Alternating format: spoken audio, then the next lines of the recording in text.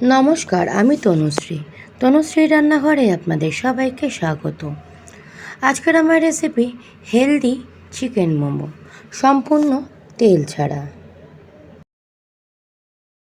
ঘরে থাকা খুবই সামান্য বোনলেস চিকেন ছিল। আমি এটাই মিক্সিতে দিয়ে কিমা বানিয়ে নেব। আমি এখানে দুটো বড় সাইজের পেঁয়াজ রাফলি চপ করে নিয়েছি, আর নিয়েছি 10 থেকে 12 কোয়া রসুন, আর 4 থেকে 5টা কাঁচা লঙ্কা নিয়েছি। ঝালের পরিমাণটা আপনারা বুঝেই দেবেন, বাচ্চারা খেলে ঝালটা কম দেওয়াই ভালো। দেখুন, এরম একটা চপারের ব্যবহার করছি, এটাতেই সব কিছুই ফাইনলি চপ হয়ে যাবে। আজকের আমার রেসিপি হেলদি মোমো, সত্যিই হেলদি, কারণ আমি এখানে কোনো রকম তেল, আটা, ময়দার কোনো কিছুরই ব্যবহার করিনি, আর বানানো অত্যন্ত সহজ। যে কেউ একবার দেখলেই অনায়াসে ঘরে বানিয়ে নিতে পারে। দেখবেন বাচ্চারা অনেক সময় মোমো খাবো বায়না করে। যদি আপনারা এইভাবে হেলদি চিকেন মোমো বাড়িতেই বানিয়ে দেন, তাহলে বাচ্চাদের হেলথটাও ঠিকঠাক থাকে। দেখুন, এখানে পেঁয়াজ, রসুন, কাঁচা লঙ্কা ফাইনলি চপ করা হয়ে গেছে।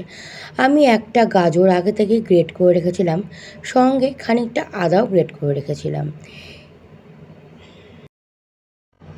আমার কাছে চিকেন খুবই সামান্য ছিল, তাই আমি গাজর দিচ্ছি।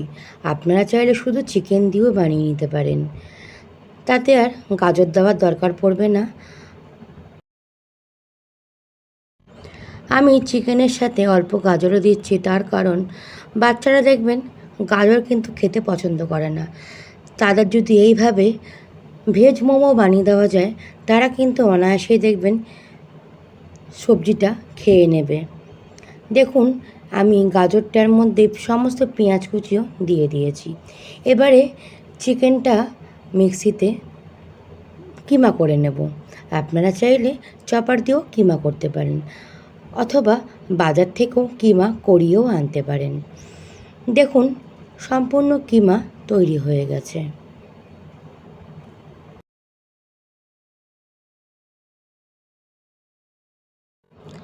আপনারা যদি বাড়িতে এই মোমোটা একবার বানিয়ে ফেলেন, তাহলে দেখবেন বাড়ির প্রত্যেকে আপনাকে বারে বারে অর্ডার দেবে এই মোমোটাই বানাতে, কারণ এই মোমোটা বানানো অত্যন্ত সহজ।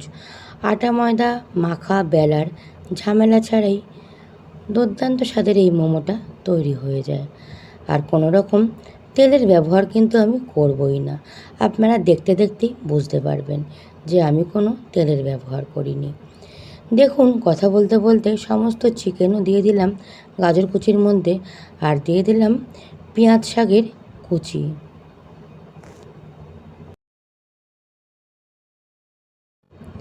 এবার দিয়ে দেবো একে একে মশলা।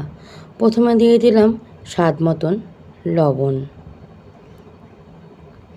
আমি এখানে 1.5 চামচ ব্যবহার করেছি, আপনারা আপনাদের পরিমাণ মতন বুঝে ব্যবহার করবেন।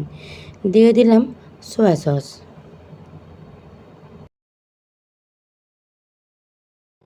দিয়ে দেব 1.5 চামচের মতন ভিনিগার, আর দেব খুবই সামান্য পরিমাণে চিনি। চিনি দেওয়ার ফলে নুন ঝাল টকের ব্যালেন্সটা বেশ ঠিকঠাক হবে, আর খেতেও টেস্টি হবে। দেখুন, এবার সমস্ত উপকরণ ভালো করে মেখে নেব।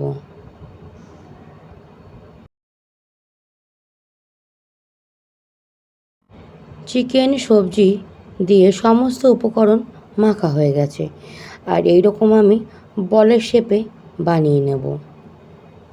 প্রত্যেকটা বল আগে তৈরি করে নেব, তারপর পরের স্টেপে আমি বলে দিচ্ছি কী করতে হবে। আজকের আমার রেসিপি হেলদি চিকেন মোমো।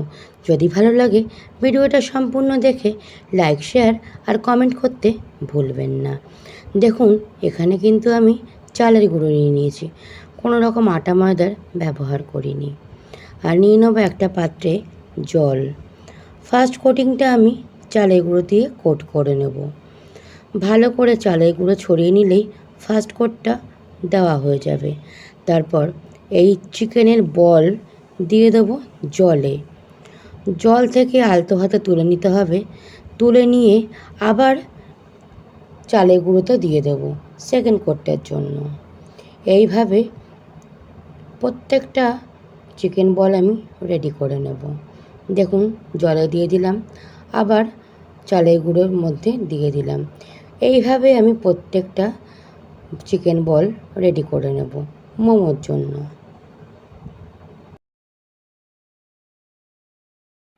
আমরা প্রত্যেকেই অনেক সময় চিকেন মোমো বাড়িতেই বানাই, কিন্তু তখন শেপ দেওয়ার একটা ঝামেলা থাকে আর আটা ময়দা মাখারও ঝামেলা থাকে। এইভাবে যদি আপনারা মোমোটা বানান, সেটা হেলদিও হবে, শরীরের জন্য স্বাস্থ্যকরও হবে, আর ইনস্ট্যান্টলি বানানোও হয়ে যাবে, আর বানাতে কোনো ঝামেলাও থাকবে না। দেখুন এখানে অর্ধেকটা মোমো তৈরি হয়ে গেছে।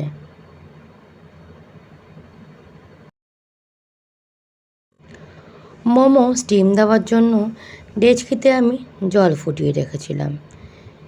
এবার এই ডেচকির ওপরে একটা জালি বসিয়ে দিয়েছি, জালি স্ট্যান্ড বসিয়ে দিয়েছি। দেখুন কোনো রকম তেল কিন্তু আমি ব্রাশ করলাম না। এবার প্রত্যেকটা মোমো আমি সাজিয়ে দেব। ঢাকা চাপা দিয়ে অন্তত 10 মিনিট রাখলেই মোমো তৈরি হয়ে যাবে। দেখুন ঢাকা চাপা দিয়ে দিলাম, ঘরে ধরে 10 মিনিট রাখলেই তৈরি হয়ে যাবে আজকের হেলদি মোমো। দেখেছেন কত সুন্দর মোমো তৈরি হয়ে গেছে, বাজারের মোমো থেকে ঢের গুণ ভালো।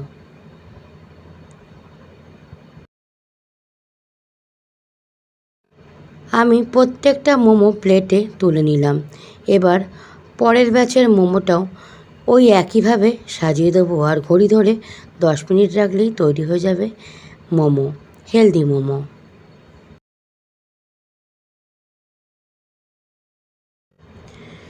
কি আজকের মোমোটা সহজ মনে হলো তো?